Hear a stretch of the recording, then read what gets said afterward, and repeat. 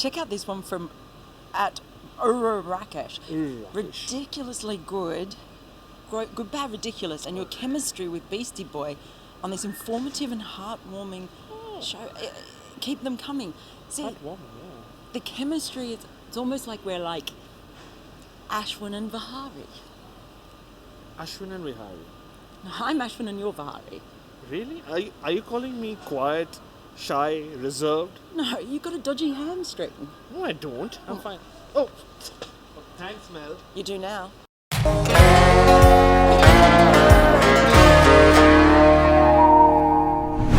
Hello and welcome to the good, the bad and the ridiculous. I'm Melinda Farrell, this is Bharat Sunderesan. At Akshianash, Sunny, says, ridiculous, Vihari's legs made of nuclear material. Hey, did we call that or not? Well, I don't know how much is left of them, but to see him out there like this, going up and down between the wickets, he could barely stand up. Those hamstrings, I don't know about you, but I think that one day in 100 years' time, Vihari's hamstring should possibly be displayed in a museum. Or if that's a little bit too gruesome, maybe they should make a sculpture out of it and carve it out of a big diamond. I'm saying just the lower half of his, and by lower half I mean his leg, just the Hanuma Vihari legs. Because we spoke about his shins. I told you anyway, when he walks, it looks like he's doing lunges. And what about that hamstring? What about that hamstring? When he tweaked it, we still don't know what exactly happened to the hamstring, but he couldn't walk, the poor guy. And there were times, Mel, when he somehow hobbled across for a single, and I'm always eavesdropping. I eavesdrop into the dressing room, and Ravi Shastri and the other coaches were just pointing out, just pointing at him outside and saying, is he real? What's happening? Why is he doing this?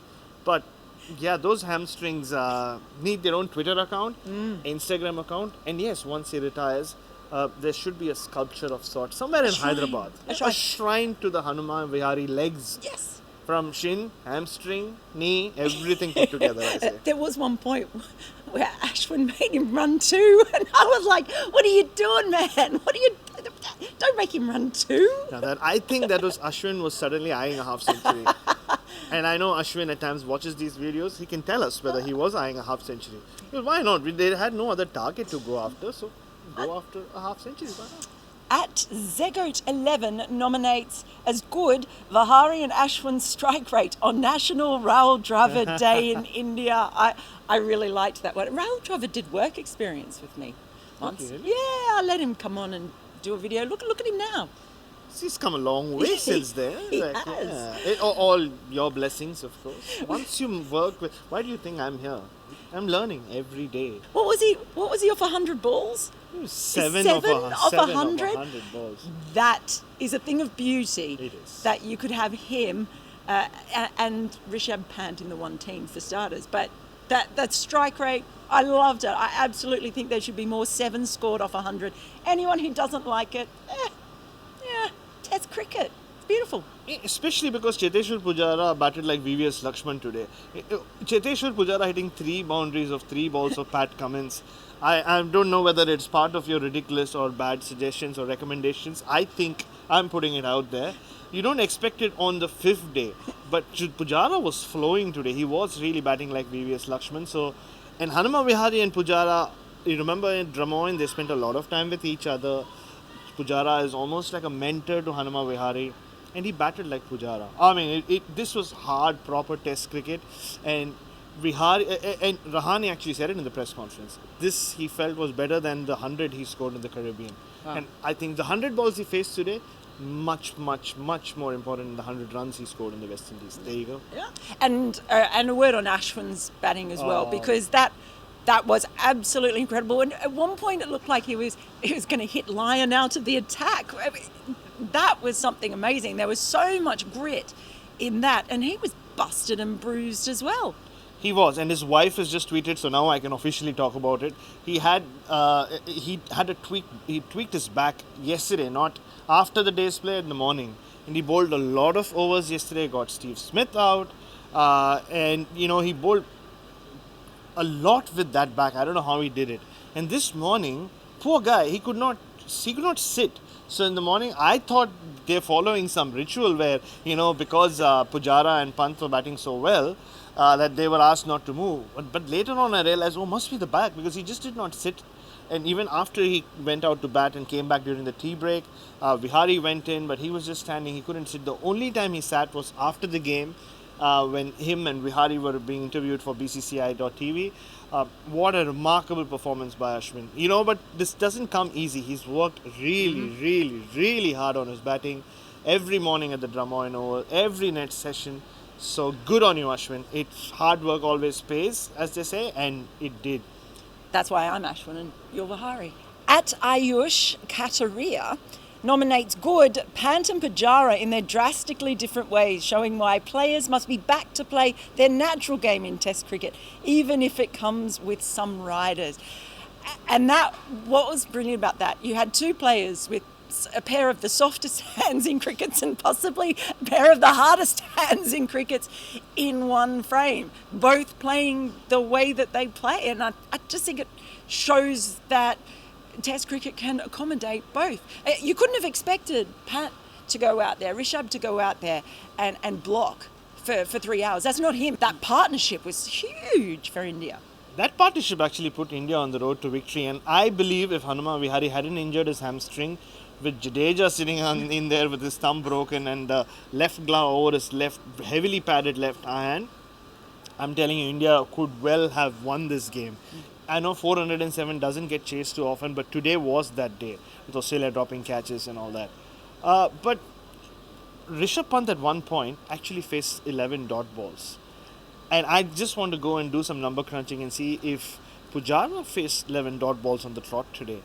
Maybe he did not. The way he was batting, I'm sure he did, but I'm just getting excited by the 3 boundaries of Pat Cummins. But he was batting, like I said, so fluently. It was sort of a Pujara innings, but it was a Pujara plus innings, I thought. And maybe it had something to do with just the freedom Rishabh Pant was playing with at the other end. Odd pairing. I don't know how much they batted with each other. But after today, I want to see, Ashwin and Vihari, yes, but also Pant and Pujara. At Pranjal, Sethi says, this is the greatest escape ever. Ridiculously good comeback to face 130 plus overs against the attack that got out for 36. I put that in because it's almost hard to remember that 36 all out from Adelaide. It was only 2 tests ago. I guess it shows what an aberration that was and how, we won't see that happen, I don't think, for a very, very long time. But just to overcome that, to win the second test the way they did, and then to fight out a really tough draw here with players who are hung together with tooth, like floss, basically, dental floss. Personally, I think that the physio probably deserved to be player of the match in that, the way he held them together. But it is really worthwhile just to remember that 36 not out and the turnaround that we've seen from India since. Yeah, you're right about the physio. Poor Nitin Patel, I think, had to revise everything he's learnt in medical school. But there was hardly any part of the body which wasn't struck. Ashwin was struck in the ribs, on the shoulder, like I've already said, we spoke about. His back was injured. Vihari's hamstring, Jadeja's thumb, Rishabh Pant's elbow, arm. What's left? Seriously, what's left? I think he attended to everything. So I don't know whether he carries his books, but I'm sure he had to refer to some notes there to just keep a track of everything that was happening. But I think India should... Okay, I'm going to stick my neck out and I'm going to say whether this is the best Indian team ever or not. I'm going to tweet this as well so you can abuse me there. I think this is maybe the toughest Indian team I have seen in my time. I was born in 1985, so whatever happened before that, sorry, I don't know. So from maybe 1991 when I started watching cricket to now, this is the toughest Indian team. Just think about it, all the injuries that they've had to deal with. And to save the game with it, and it didn't come down to the last wicket, they did it comfortably. 5 wickets to spare. I think this is the toughest Indian team ever. There you go. And incredibly, they only have enough healthy body parts to make one physically fit Indian player. At SB Danish nominates Tim Paine's drop catches cost Australia the test. Surely this is the baddest or worst thing that happened today. certainly probably the worst thing that's happened as far as Tim Payne goes in his wicket-keeping career. And that's an aberration, really, because he's an excellent wicket-keeper. And yeah, he had a shocker. But having said that too, haven't we been saying throughout this test series about drop catches and that whole cliche about catches win matches and all of that? And it, as you said, it's the big cliche, but it's been so significant throughout this test series on who has had the worst test match for dropped catches. Hasn't been overall a vintage match for wicket keeping. Okay. You might say, although that Saha did all right when he came in. He might have a future.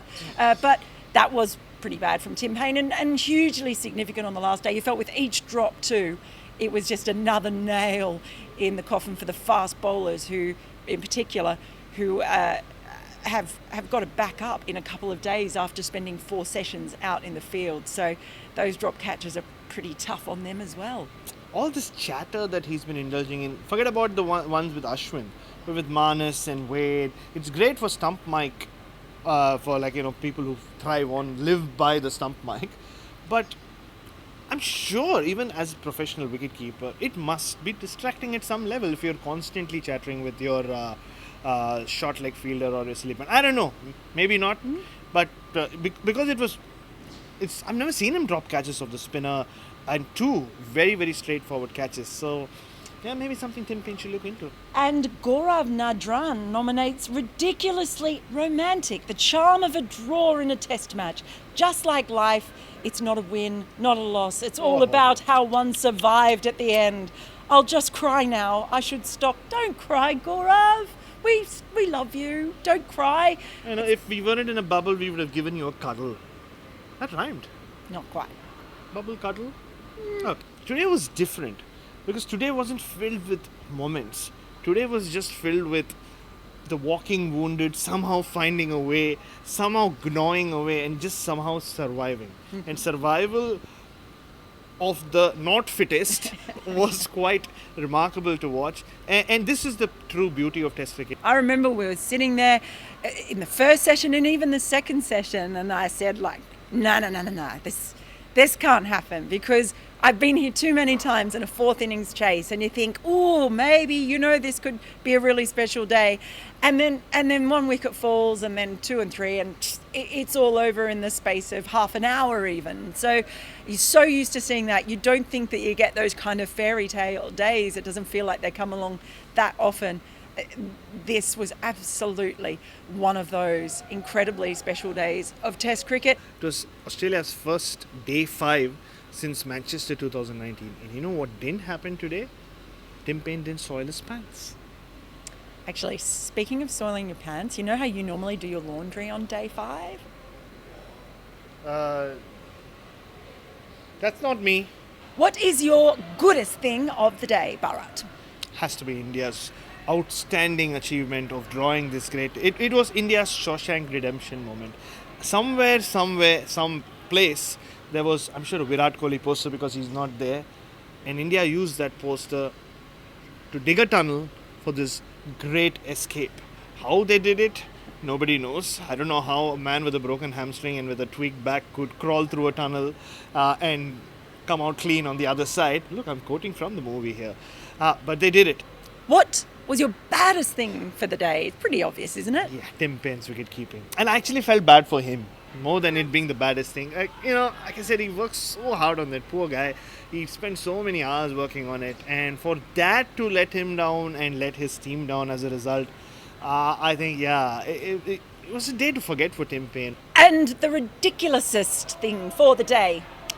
And I'm surprised this entry isn't in there, Mel, because for me, Gaurav, yes, ridiculously romantic was the test match itself, the finish itself. But for me, the most ridiculously romantic thing was what happened between Vihari and Ashwin. I've seen a lot of crazy things happen on the cricket field, and you have, and so have you guys. But I've never seen the relationship that Ashwin and Vihari shared in between overs. Because if you remember, Ashwin took his thigh pad off after he got hit in the ribs, and he was wearing it there, and the Australians were going after him, saying he was asking him to speed up. So at one point, what did he do? He took it off, and he would stick it in his pants at the back when he wasn't wearing it. And they realized that they're not going to run singles because they couldn't. They started sharing it. So at the end of every over, Ashwin would hand it to Vihari. He would stick it in his pants. And at the end of the next over, Vihari would hand it to Ashwin, and he would stick it into. Now, if all couples out there could just have this amazing relationship where they share and care and pass on the love without thigh pads. Thigh pads? I mean, That's your idea of... If your idea of romance is sharing thigh pads, I really have to have a serious word with you before you go back to your wife, Isha. Isha, I'm sorry. I promise you, I will have a word. Try roses, dude. Isha does not like flowers. I'm sure she doesn't like thigh pads. It's it for us at the test matches, unfortunately, but not the end of us covering them. We've been defeated, finally, in the Borders Gavaskar trophy. This is one border we're not allowed to cross. From here... Have we given up? I mean, I have my car. Maybe I'm sure we can find some little town somewhere in northwest Queensland. No? I think that would be socially irresponsible. Oh, that too. Yeah, of course. No, we're not going to do that. No. We are good citizens of this country. But it's so frustrating. We're the only two who have been at every match of this tour, including the tour matches, the white ball, the tests, and we're defeated in the end by coronavirus. Probably fitting, really, for the way the world still is. But don't fear, we will be back. We'll find a way to answer your good, bad, ridiculous nominations. So keep them coming in, keep smiling, and we will see you very soon. Or, if you want to, maybe start a petition on social media. Maybe write to the Queensland government. Tell them you need us. And Gav also, please. I have to take him along. Or Yeah. Grief. Yeah. Of course. Of course. I don't think that's